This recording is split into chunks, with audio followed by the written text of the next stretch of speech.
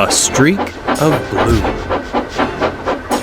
Thomas and Edward gave a splendid effort building the railway, but they weren't suited for fast mainline services. As such, the Fat Director purchased another engine called Henry.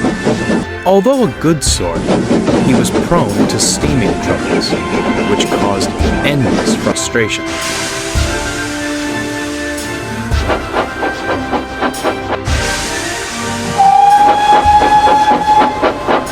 Due to a lack of funds, engines were loaned from other railways.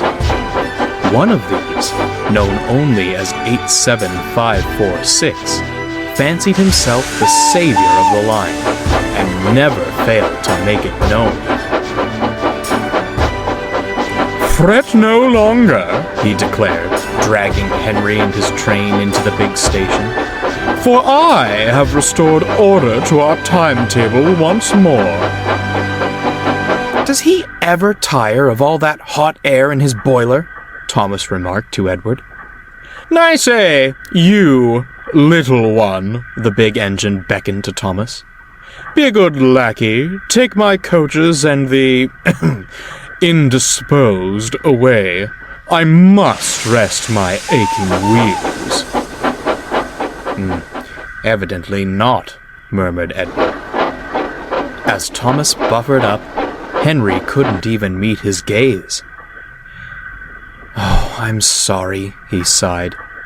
"He should be sorry," retorted Thomas. "One day, he'll get his." That night, Thomas retired to the shed.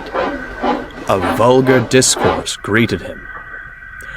"You know," 87546 said loudly to another loaned engine, "I do sympathize with the Fat Director.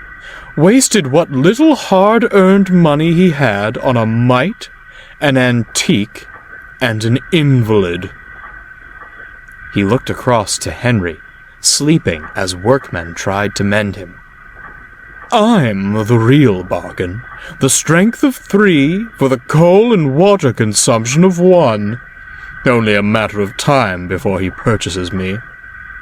"The Fat Director," Edward interjected, "favors engines with good character. You leave much to be desired in that department." "And where has good character led you, replied 87546. "Certainly not the main line.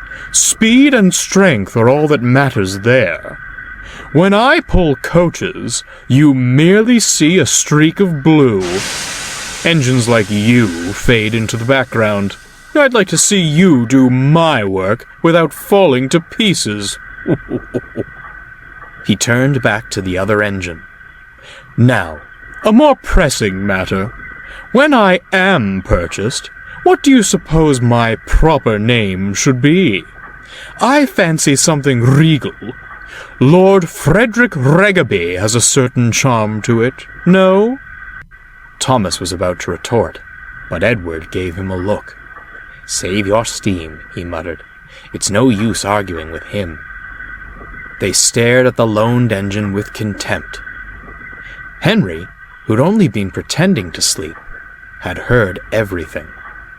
The next morning, 87546 awoke to a startling sight. There was Henry, hissing and wheezing halfway on the turntable. "What the devil is this?" "Oh, dear," Henry coughed feebly. "Thought the men had made me better." "Well, get better and out of my way this instant. My admiring passengers are waiting. I demand extrication at once." But the other engines had all left for work. They couldn't have helped anyhow, for there was no way onto the turntable. "Worse and worse," the Fat Director scowled as he paced the platform. "The passengers cannot be kept waiting. I'm sorry, Edward. As the others have gone, you'll have to take the coaches." Edward gulped, staring at the long train. Begging your pardon, sir, but this is a bit beyond my capabilities." Not if I helped you, bubbled Thomas, shuffling alongside. 2 engines are better than 1, sir. Besides, the others can manage their own shunting for a while. The fat director considered. Very well, he said at last. Off you go. Do your best, but take care. The engines backed excitedly onto the train. The passengers marveled at the strange combination, but were thankful to have any train at all. Finally, the guard's whistle blew. Come on, called Thomas. Steady now, advised Edward. Soon they were on the main line and having a wonderful time. Thomas was so excited to leave the yards, he nearly pulled Edward's coupling off.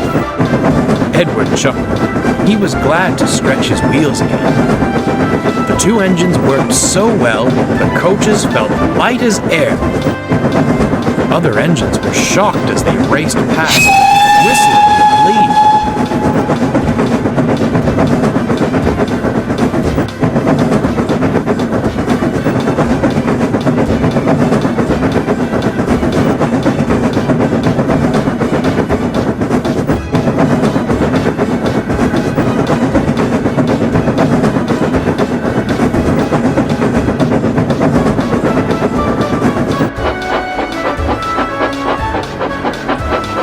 Later, they returned to the big station, exhausted but triumphant. Henry and 87546 stood at the platform. Well, smiled Henry. Our streak of blue has returned, and in one piece, no less. 87546 scowled as the happy passengers swarmed out of the coaches. What splendid little engines you are! Your director must be proud of you. He's very happy with his purchases indeed, chuckled Thomas. No, ha ha, fumed 87546 as he puffed away. You were only allowed out of the yard because clanky old Edward couldn't manage alone. Enjoy your brief moment in the limelight. It's already fading. If I didn't know any better, smirked Thomas, I'd say he didn't like shunting his own train. He chortled off to the water column, but Edward stayed behind. Are you all right, Henry? What on earth happened this morning? Oh, the usual steaming troubles. You know how it is. Miraculously, he winked, the problem seemed to vanish after you'd gone. Oh, you didn't! Edward gasped. Now, Edward, Henry grinned, do you really think I'd do such a thing? And without another word, Henry steamed away.